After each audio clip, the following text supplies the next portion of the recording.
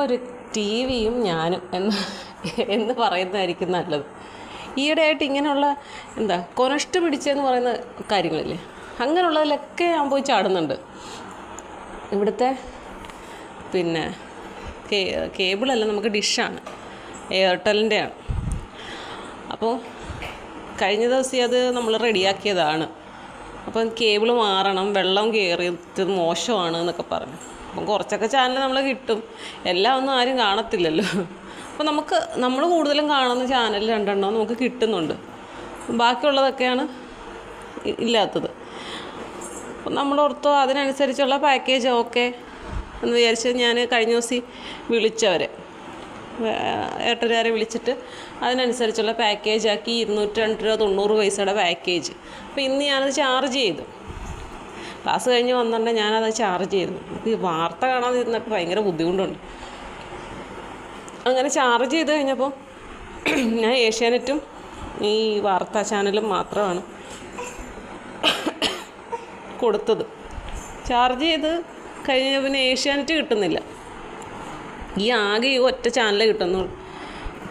നമുക്ക് ഏഷ്യാനെറ്റും ഇതുമാണല്ലോ വേണ്ടത്, big boss കാണുന്നതാണ്, അത് കിട്ടുന്നില്ല.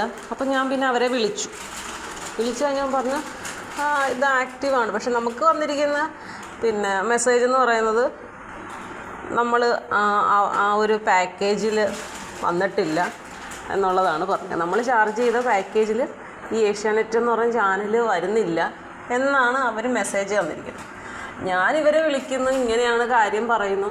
അതവരെ വിളിക്കുകയെന്ന് വെച്ചാൽ എത്ര നേരം പിടിച്ചിട്ടാണ് ഒന്ന് കണക്റ്റ് ആകുന്നതെന്നറിയാം. വിളിച്ചു, കാര്യം പറഞ്ഞു, 20 മിനിറ്റിനുള്ളിൽ ശരിയാകും, ഇല്ലെന്നുണ്ടെങ്കിൽ ഒന്നുകൂടെ വിളിക്കണം എന്നൊക്കെ പറഞ്ഞു.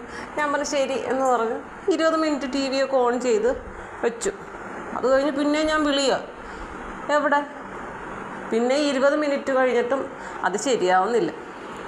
വിളിച്ച് ലാസ്റ്റ് കിട്ടിക്കഴിഞ്ഞപ്പോൾ അവർ പറയുന്നത് ഇവിടെ ആക്റ്റീവാണ് കാണിക്കുന്നത്, പിന്നെ ഇനിയും എന്തെങ്കിലും ഒരു ഇതുണ്ടെങ്കിൽ നമുക്ക് ഇവിടുന്ന് ആളിനെ വിടാം, അതായത് ഒരാളിനെ വിടും, അവരൊന്ന് നോക്കിയാലേ പറയാൻ പറ്റും. ഞാൻ പറഞ്ഞു നിങ്ങളുടെ ചാനൽ ഈ കിട്ടാത്തതിൻ്റെ കാരണം അവിടെ എഴുതി കാണിക്കുന്നത് ആക്റ്റീവ് നമ്മുടെ പാക്കേജിൽ വരുന്നില്ല എന്നുള്ളതാണ്. അപ്പം പിന്നെ അത് ഇവിടുത്തെ പ്രശ്നം കൊണ്ടാണോ അവിടുത്തെ പ്രശ്നമാണോ? പിന്നെ മാഡം ഇവിടെ ആക്റ്റീവാണ് കാണിക്കുന്നത്, അവിടെ കിട്ടാത്തത് അവിടുത്തെ പ്രശ്നം. ഞാൻ പറഞ്ഞു അങ്ങനെയാണെന്നുണ്ടെങ്കിൽ അത്തരത്തിലുള്ള മെസ്സേജുകളല്ലേ ടി വിയിൽ കാണിക്കുള്ളൂ എന്ന് പറഞ്ഞു. അല്ല മാഡം, ചില സമയത്ത് അങ്ങനെ കാണിക്കും, ഇങ്ങനെ ചെയ്യും. അപ്പം ഞാൻ പറഞ്ഞു ഇനി അവരെ എൻജിനീയർ എന്തോ ഒരു എൻജിനീയർ എന്നാണ് പറഞ്ഞത് വിടുകയാണെങ്കിൽ, ഞാൻ പറഞ്ഞു അവർക്ക് ഞാൻ കാശ് കൊടുക്കണ്ടേ? 150 രൂപ കൊടുക്കണം മാഡം. ഞാൻ പറഞ്ഞു 150 രൂപ കൊടുക്കാൻ എൻ്റെ കയ്യിലില്ല, കാരണം ഇപ്പം തന്നെ 200 ചില്ലാൻ രൂപയാക്കി ഞാനത് ചാർജ് ചെയ്തിട്ട് ഇനി 150 രൂപയും കൂടെ അതിൻ്റെ മുകളിലേക്ക് ചിലവാക്കാമെന്ന് പറഞ്ഞാൽ ശരിയാണ്. ഞാൻ അത് കഴിഞ്ഞപ്പോൾ ഞാൻ ചോദിച്ചേ, നിങ്ങൾ ഇപ്പം ഞാൻ ചെയ്ത് എനിക്ക് റീഫണ്ട് ചെയ്ത് തരും, മൊത്തത്തിലെങ്കിൽ ക്യാൻസൽ ചെയ്തിട്ട് വേറെ എന്തെങ്കിലും കണക്ഷൻ എടുക്കാം അല്ലോ എന്ന്.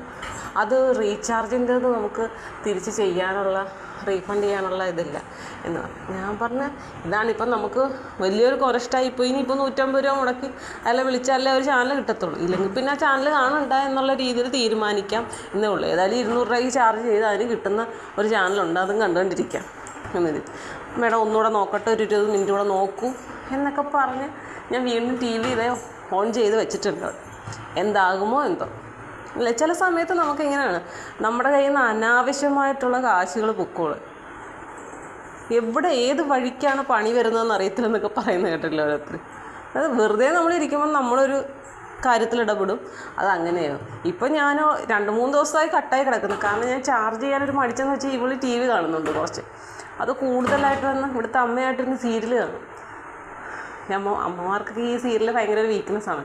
അപ്പോൾ അതിങ്ങനെ കണ്ടിട്ട് ഭയങ്കര ഇതായിട്ട് അവളിങ്ങനെ, ഞാൻ വന്ന് ഗേറ്റിൻ്റെ അവിടെ നിന്ന് അകത്തോട്ട് നോക്കുമ്പോൾ തന്നെ കണ്ട് ഇവള് വലിയ ക്യൂരിയോസിറ്റി ഇങ്ങനെ നോക്കിക്കൊണ്ടിരിക്കുകയാണ്.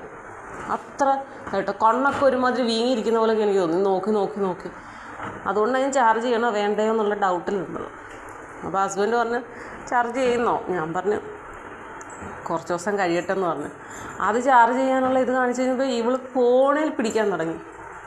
അപ്പോൾ ഞാൻ ഇതിൽ നിന്നൊക്കെ ഒഴിവായിട്ട് കിട്ടണമെങ്കിൽ ഇടയ്ക്ക് എന്തെങ്കിലും ഒന്ന്, ടി വി ആകുമ്പോൾ ഇടയ്ക്കിടയ്ക്ക് എൻ്റെ മുന്നിലാണെങ്കിൽ ഇടയ്ക്കിടയ്ക്കേ നോക്കത്തുള്ളൂ പരസ്യം വരുമ്പോൾ. ബാക്കിയുള്ളത് അത്ര വലിയ ശ്രദ്ധ കൊടുക്കത്തില്ല. ഫോണെന്ന് പറയുമ്പോൾ കുറച്ചുകൂടി അടുത്ത് അവൾ പിടിച്ച് വെച്ച് അങ്ങോട്ടും ഇങ്ങോട്ടും ഫോട്ടോ എടുക്കാനാണെന്ന് പറഞ്ഞിട്ട് എൻ്റെ ഇത് മേടിച്ച് അങ്ങോട്ടും ഇങ്ങോട്ടും ഒക്കെ ഇട്ട് തൂക്കുകയും വാരുകയൊക്കെ ചെയ്യും. അതുകൊണ്ട് ഞാൻ ഓർത്തെങ്കിൽ അതങ്ങ് ആയിക്കോട്ടെ എന്ന് വിചാരിച്ചു. ഇനി എന്തൊക്കെയാവും എൻ്റെ ടി വിയുടെ കാര്യമൊന്നും അറിയത്തില്ല. ഒരുത്തിയാണെങ്കിൽ ഇവിടെ ബിസ്ക്കറ്റിൻ്റെ ടിന്നെടുത്തുകൊണ്ട് വെച്ചിട്ട് അതിൻ്റെ മുകളിൽ കയറി ഇരുന്ന് സർക്കസാണ്. മാനസയുടെ കാര്യമാണ് പറഞ്ഞത്. അപ്പോൾ ശരി, നമുക്ക് ലൈവിൽ വരാം.